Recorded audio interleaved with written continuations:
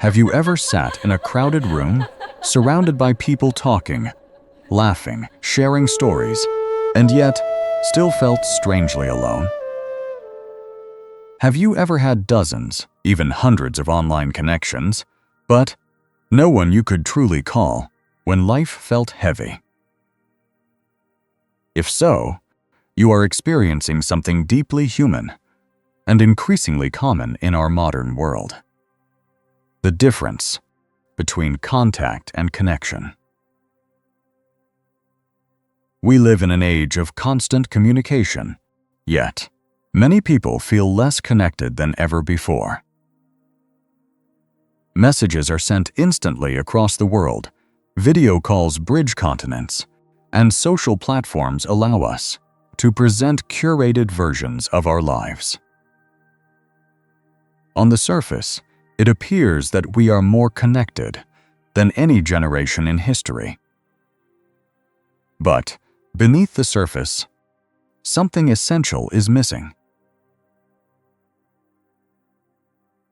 To understand connection, we must first understand what the human brain truly seeks. At its core, the human mind is not designed for information alone. It is designed for belonging. From an evolutionary perspective, survival depended on being part of a group. Isolation once meant danger. Being accepted meant safety. This ancient wiring still shapes our emotions today, even though our environment has changed dramatically. This is why disconnection hurts so deeply. When we feel unseen, misunderstood, or emotionally distant from others, the brain interprets it not as a minor inconvenience, but as a threat to survival. This is not an exaggeration.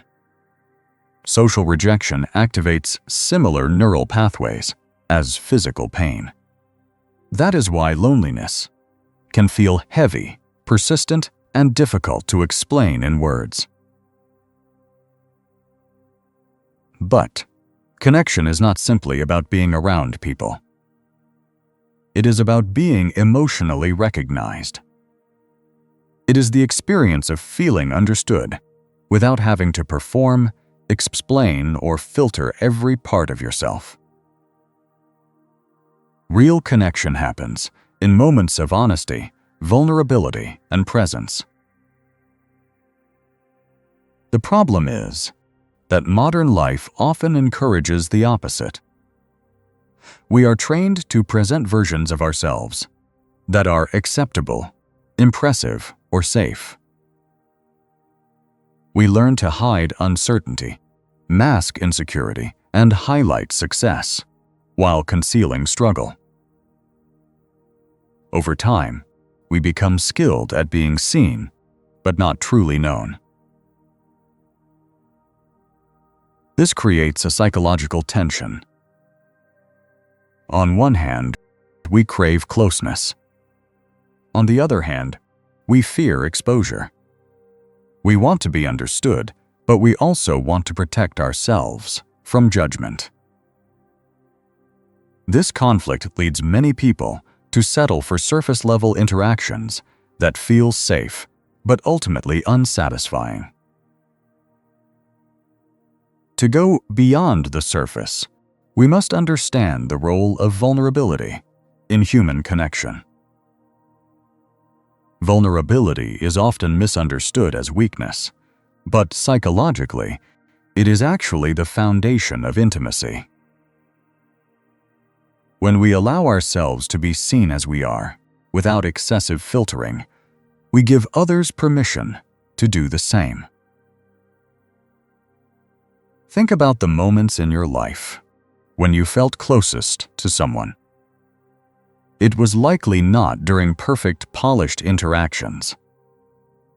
It was during conversations where something real was shared. A fear admitted. A struggle revealed.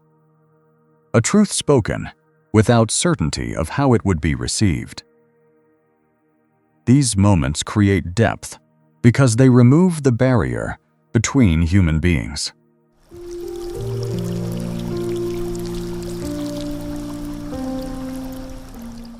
Connection also requires presence.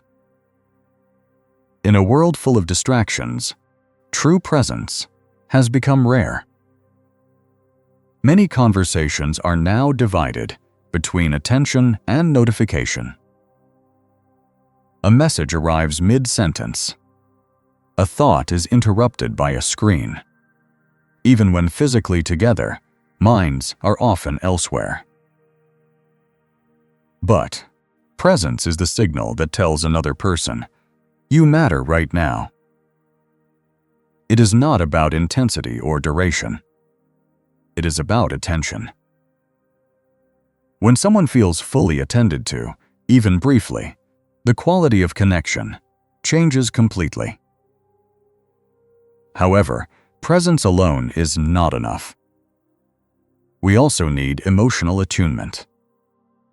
This is the ability to sense and respond to the emotional state of another person without immediately trying to fix, judge, or redirect it. Most people listen to respond. Very few listen to understand. Yet, understanding is what creates emotional safety. When someone shares something difficult, the instinct is often to offer solutions. But in many cases, what they truly need is not advice. They need recognition.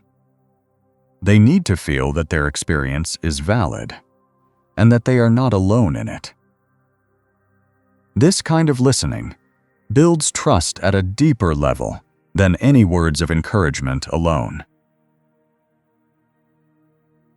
Another important aspect of connection is authenticity.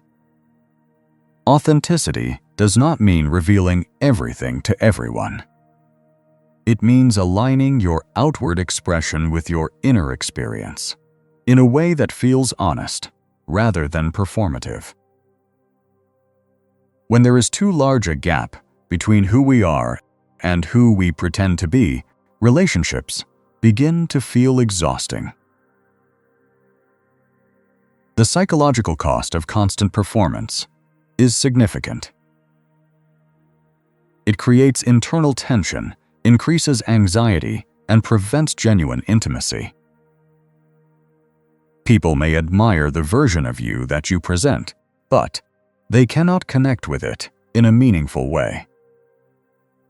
Connection requires humanity, not perfection. Interestingly, many people fear that if they show their true selves, they will be rejected. But research and experience often show the opposite.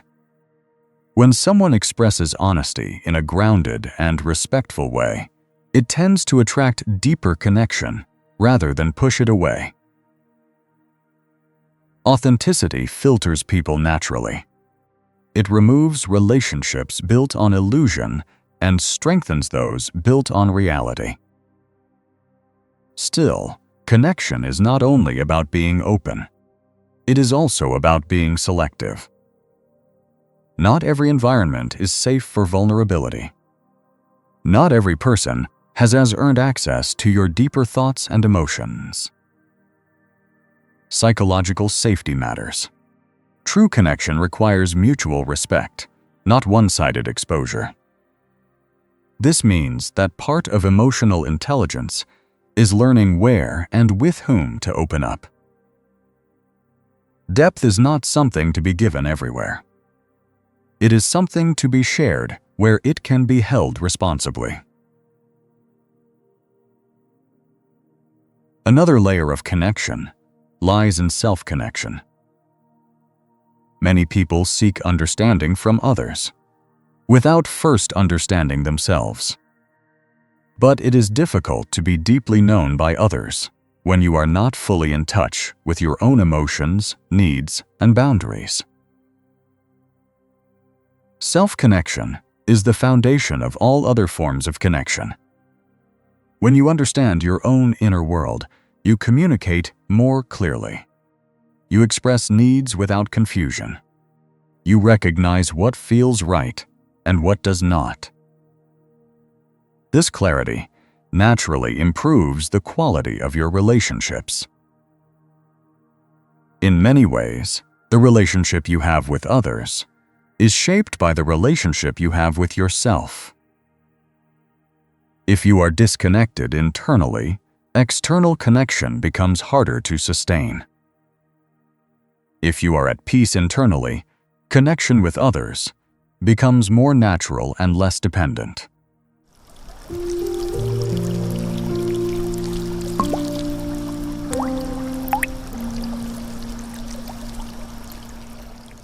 It is also important to recognize that connection is not static. It evolves. Relationships move through cycles of closeness and distance, clarity and confusion, growth and change. Expecting constant emotional intensity can actually create pressure that weakens connection over time. Healthy relationships allow space for breathing while maintaining trust. One of the deepest forms of connection is shared silence. Not every meaningful moment requires words. Sitting with someone without needing to fill every gap with conversation can be profoundly powerful. Silence, when comfortable, is a sign of emotional safety. It means there is no need to perform. In a world obsessed with expression, silence is often underestimated. Yet, it is in silence that we sometimes feel the most understood. As we explore the psychology of connection, one truth becomes clear. Real connection is not about quantity. It is about depth. It is not about how many people know you, but how many people truly understand you. It is not about how often you communicate, but how honestly you are present when you do. To move beyond the surface, we must be willing to slow down. We must be willing to listen more deeply, speak more honestly, and show up more fully. We must be willing to risk discomfort in exchange for authenticity. Because, at the end of the day, humans are not wired for perfection. We are wired for connection. And connection is built, not in grand gestures, but in small moments of truth. A question you might carry forward is this. In your daily interactions, are you being seen or are you being known? The answer to that question can quietly reshape the way you relate to others and even the way you relate to yourself. True connection does not begin when you find the right people.